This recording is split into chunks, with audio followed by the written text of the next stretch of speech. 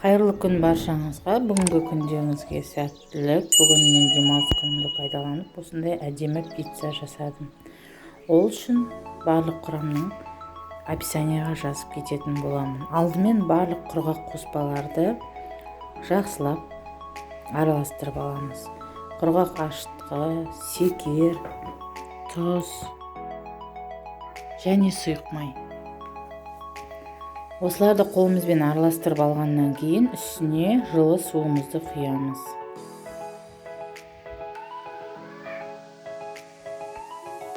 Жақсылап қамыр илейтін боламыз.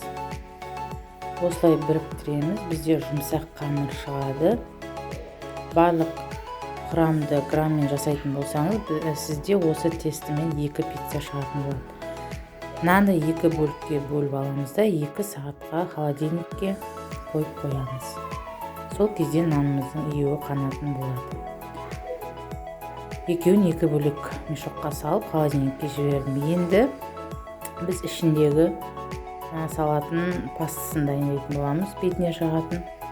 Ол үшін бізге домашний аджика немесе сацабелли керек. Мен осыдан 4 қасық салып, үстіне 2 ас қасық секер салып, жақсылап қызып тұрған отта бір қуырып алдым.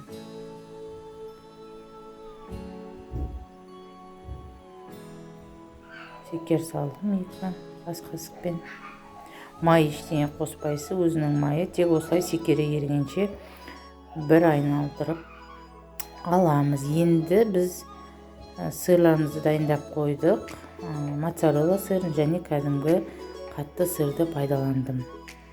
Тестіміз 2 сағат холодильникте тұрды. Енді қолымызбен табаға жаямыз. Мен табамды майлап алдым. Нанды осылай 2 қолымызбен басып отырып, табаның барлық шетіне жеткізіп, жұп-жұқа етіп жайып аламыз. Оқтауды пайдаланбаймыз.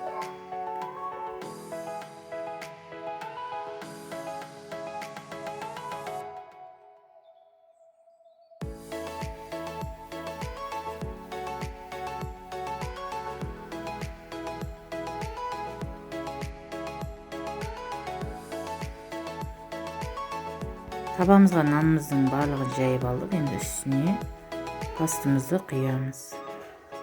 Барлық жеріне жеткізіп жағып шығамыз.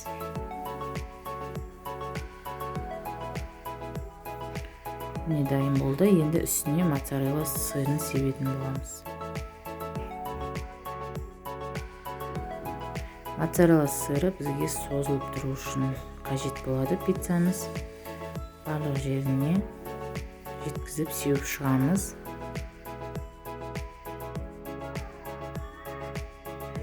Енді үстіне шұжықтарымызды қоямыз. Осылай әрбір жеріне қойып шығамыз.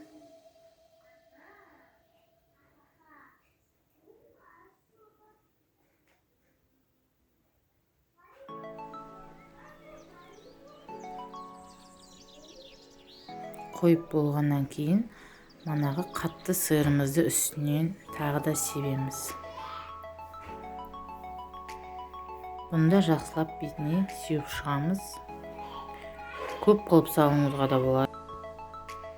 Сырды барлық жеріне жеткізіп себеміз айналдыра. Міне пиццамызды дайындап болдық. Енді духовкаға саламыз. 180 градуста 15 минуттай пісіріп аламыз. Міне менің пиццам өте әдемі болып пісіп шықты. Енді дастарханға кесіп ұсынатын боламын.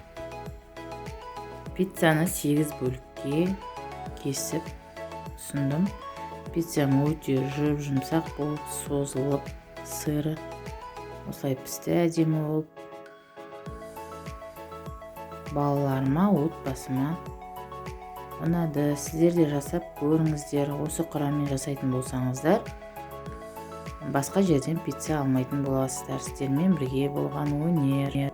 Менің каналыма тіркеліп, лайк басып, комментарий жазып кетіңіздер. Алдағы уақытта тағы да әдемі рецепттер ұсынатын боламын.